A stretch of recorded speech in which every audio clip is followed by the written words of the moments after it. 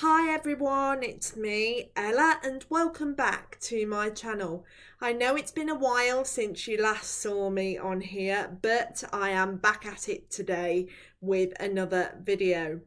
So last night I went to see the touring production of Calamity Jane starring Carrie Hope Fletcher, and I thought it would be a good idea to do an overview of my experience seeing the show. So let's jump into it.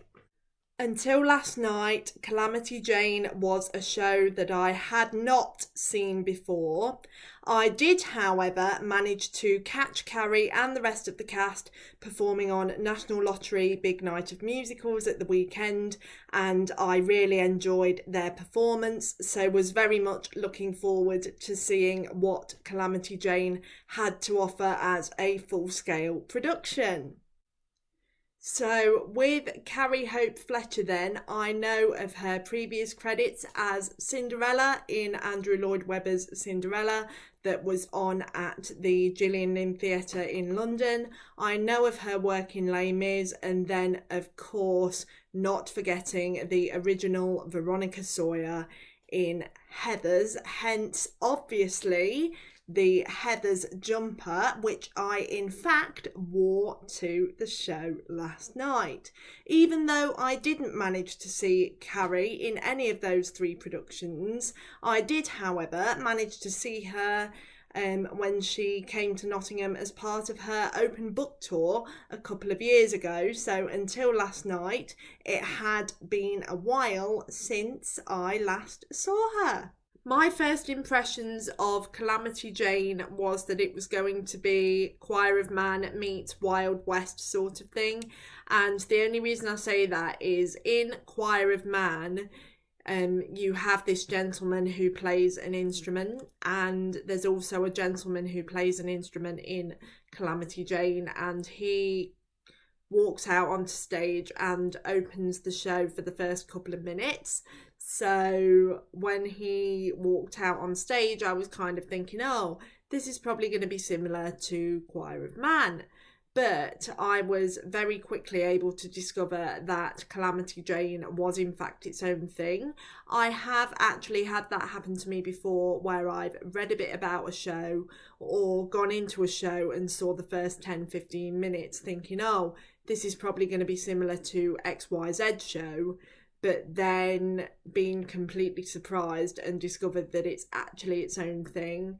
And to have that happen again with Calamity was a complete surprise because, as I said earlier, Calamity is a show that I hadn't seen before until last night. So it really did take me by surprise in that way. Also, with the storyline, I wasn't really sure what to expect at first, but as soon as they started mentioning like actresses and the theatre and stuff, I knew it was going to be something that I was going to enjoy. And there were also quite a few twists and turns in there to the story that I actually wasn't expecting. So it really did take me by surprise in another way as well, irrespective of where the story was going to go next, which I thought was very, very clever, and I think is also part of what makes the story of Calamity Jane so unique. So, where to next? Let's address Carrie Hope Fletcher herself as Calamity Jane. I literally have no words to describe her performance other than, oh my goodness me, she absolutely smashed it last night. She was absolutely incredible. I loved her performance, and even though Carrie was putting on this Wild West accent, clearly for the character of Calamity Jane, I could still hear a tiny, tiny, tiny little bit of an essence, not much, but a tiny, tiny, tiny little bit of an essence of Veronica Sawyer still hanging around in there somewhere, which I thought was brilliant. And oh my goodness me, she absolutely smashed it last night. She was brilliant. In fact, the whole cast were absolutely incredible. And if I could see this production of Calamity Jane again, I certainly would do. It is certainly a show that definitely took me by surprise. And as a theatre goer, I certainly appreciate that. And if anything, I think that Calamity Jane has definitely taught me to expect the unexpected in theatre, because there certainly was some twists and turns to the story in there that I wasn't expecting. So if anything, I would definitely say that Calamity Jane has taught me to expect the unexpected in the world of theatre, especially if it's a show that I haven't seen before. So something that I wanted to add was about the songs and the style of music in the show. Obviously, having seen the National Lottery Big Night of Musicals performance from Calamity Jane, I instantly recognised the songs they performed at the event. However, what I wanted to point out was that the style of music in Calamity Jane is not straight out upbeat theatre music. Oh no, it's not, because they've actually gone and done something very, very clever. What they've done is they've gone and integrated some Wild West-esque music into the production, which I thought was very, very clever of them to do, and in my opinion certainly added to the Wild West atmosphere of the show, if that makes any sense. And I particularly noticed this in Careless with the Truth at the end of the first half, just before the interval, because it certainly sounded like something you'd get straight out of the Wild West, which I thought was a very, very clever and creative decision. Very clever indeed. Now, what I would like to finish us off with is not necessarily about the production itself, but is more or less to do with the seating. So I originally went and booked this in June, and at the time I was on a bit of a budget because of musical con and all that.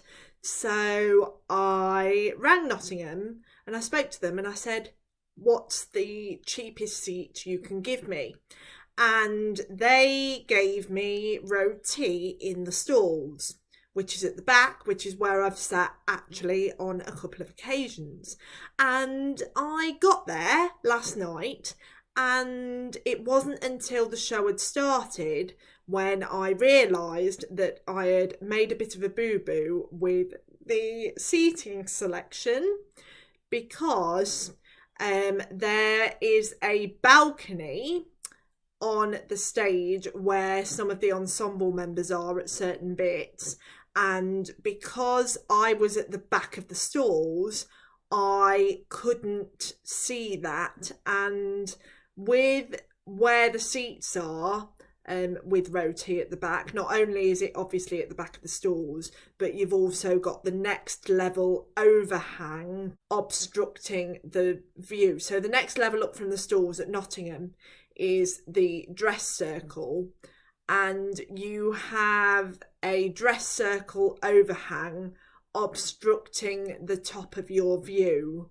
if you sit at the back of the stalls in row T. So because of the overhang, I couldn't see the balcony where some of the ensemble members were at some point, which didn't really interfere with the view overall, but I think is just something to be aware of for Calamity if you wanted a non-obstructive full view of the stage. So if you do want a full view of the stage for Calamity, my advice would be do not sit at the back. That's all I've got to say with regards to seating. But other than seating, I really, really enjoyed the production. As I said earlier, it is certainly a show that was full of surprises, full of twists and turns, and I really enjoyed it. And as I said earlier, Calamity Jane is a show that has certainly taught me to expect expect the unexpected in the world of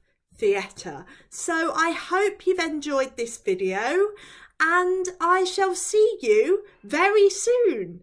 Bye!